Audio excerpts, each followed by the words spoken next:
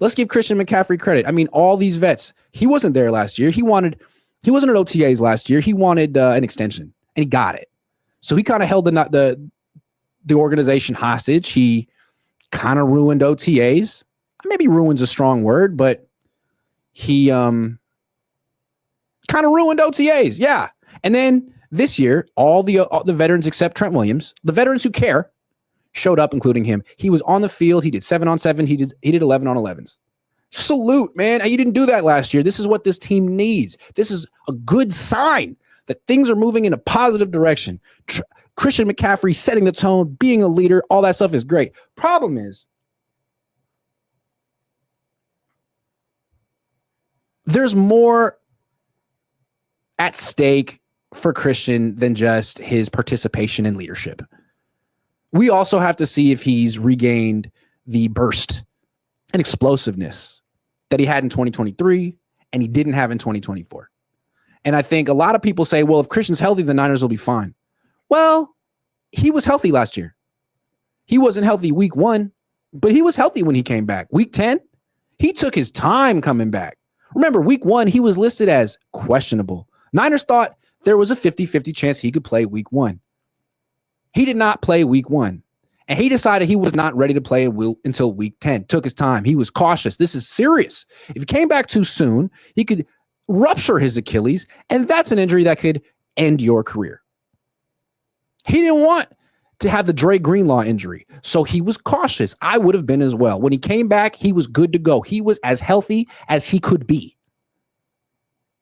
And he averaged 4 yards a carry. He forced 5 missed tackles in 4 games, and he topped out at 17.4 miles per hour. In 2023, he would routinely hit 20 miles an hour in a game.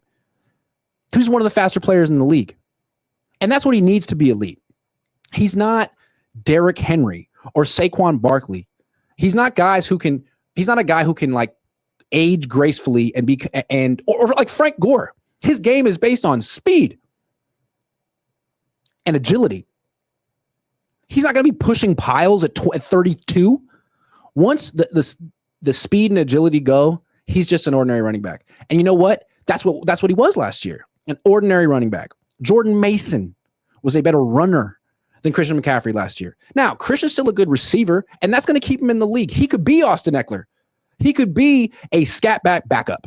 But for him to be the offensive player of the year, man, he's going to have to be not only elusive, but fast in the open field when he gets some daylight. And today, it's 11-on-11s. There's no helmets. There's no tackling. So even if he catches, gets a pitch to the right and someone tags him in the backfield, he keeps going. And eventually he gets in the open field and you can see him open up his stride and run. And I've seen Christian McCaffrey open up his stride and run a lot in my life in person. And he used to have a fifth gear. He used to be not Raheem Mostert fast, but clearly 4.4 speed fast. And I just don't see it anymore. I didn't see it last year. The numbers backed it up. I didn't see it today. I'd be shocked if he hit more than 17 miles an hour today. He just doesn't. It's either he doesn't have the fifth gear anymore or he's afraid to put it into fifth gear because he thinks he might rupture his Achilles, or he's pacing himself. One of the three things. Or I'm wrong. One of the four things. Take it with a grain of salt. I don't have a freaking stopwatch. I don't know. I'm not CHP. I don't got my radar on him. But I've been doing this for 15 years. I've seen Christian McCaffrey a lot. He looks slower. And I don't know why we would expect him to all of a sudden be super fast. Achilles tendonitis doesn't go away. Having a full off season to train doesn't mean that an overuse injury is going to go away. Prize Picks will give you $50 when you play your first $5 lineup. Win or lose, you'll get $50 for playing. Use promo code Cohn, C-O-H-N, and download the app now. It's an issue.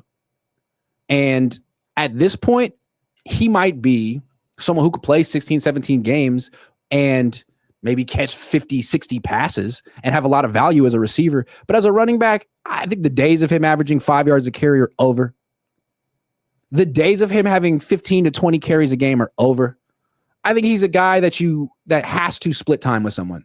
And I think that's why the Niners wanted Cam Scatterboo. I think they thought they could get him in round 4. They were wrong.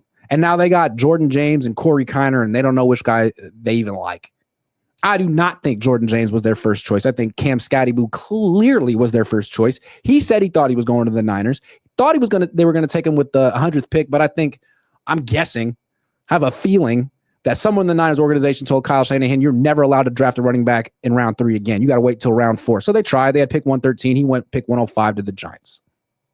So now the Niners have Christian McCaffrey, no Jordan Mason, Jordan James, who may make the team, Corey Kiner, who may make the team, and Patrick Taylor Jr., Isaac Guerrero. A worse running back room than last year. And Christian McCaffrey's a year older, and he still looks slow. But maybe I'm wrong. Hoping I'm wrong. Actually, I don't root for the 49ers. I'm hoping I'm right, just to be right. I don't root against Christian McCaffrey. It'd be nice for him to, be happy. I want people to be happy. I also don't want to be wrong.